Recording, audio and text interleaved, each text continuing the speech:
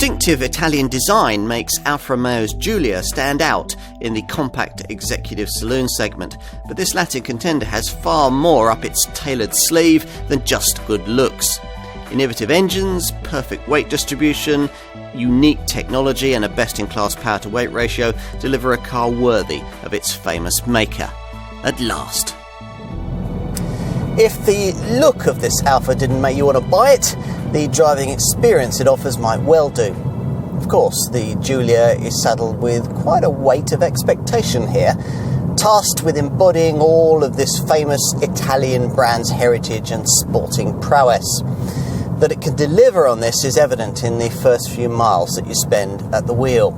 The steering's quick and very responsive, and the brakes are brilliant. Plus, the stiff, sophisticated rear-driven chassis delivers a low centre of gravity, a perfect 50-50 front-to-rear weight balance, a class-leading power-to-weight ratio, and structural rigidity that keeps body roll well in check. Active suspension is optional, as is a limited slip differential to help get the power down through the bends. All Giulias, though, get Alfa's DNA drive mode system so that you can tweak the throttle, the steering and the gear change timings to suit the mood you're in.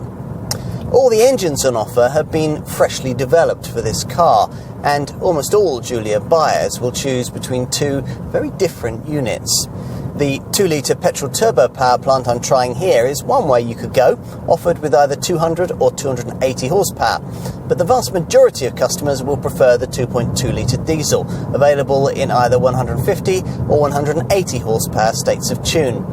In both cases, you can expect competitive efficiency figures. For the diesel, 67.3 miles to the gallon on the combined cycle and 109 grams per kilometre of CO2. For our market, all the engines must be mated to an 8-speed auto gearbox that you can activate with these deliciously emotive Ferrari-style paddle shifters. And talking of Ferrari influence, we should also mention the Maranello-engineered flagship variant, this storming 2.9-litre V6 bi-turbo 510 horsepower Quadrifoglio super saloon, the fastest Alfa ever made. You might quite justifiably feel pretty pleased with yourself when parking one of these amongst the Mercs, BMWs and Audis of your middle management colleagues. Even before you notice the evocative badge on the classic triangular trefoil nose, it's clear that this is a car with a uniquely Italian sense of flair, something further emphasised by the long bonnet, the short overhangs and the muscular haunches. There really is nothing quite like the Giulia in this segment. Right, let's take a seat at the wheel. You'd hope for old-fashioned Alfa charisma with modern functionality and Teutonic quality, and this Giulia makes a good stab at achieving exactly that.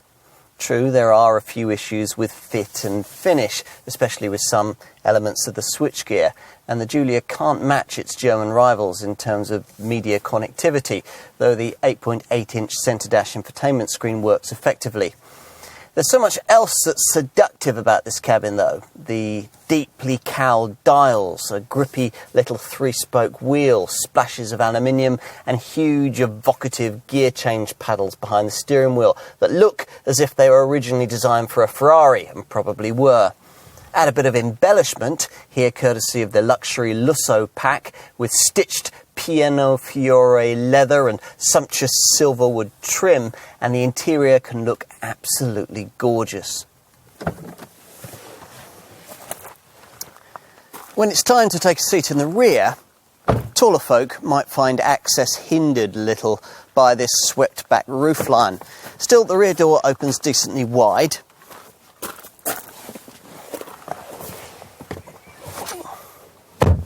Once inside, you'll find that there's a decent amount of backseat space by class standards, with plenty of room to push forward your feet beneath the front seats.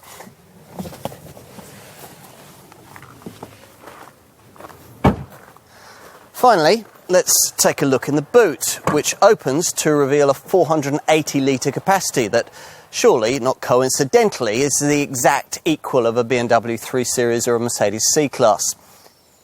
The Giulia can't cure all of Alfa's problems, but it can set the brand back on the road to a more profitable future.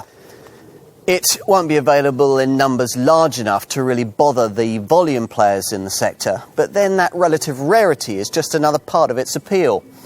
It's not only an Alfa you could love, it's also one you could justify, which is about as much as anyone could ask for.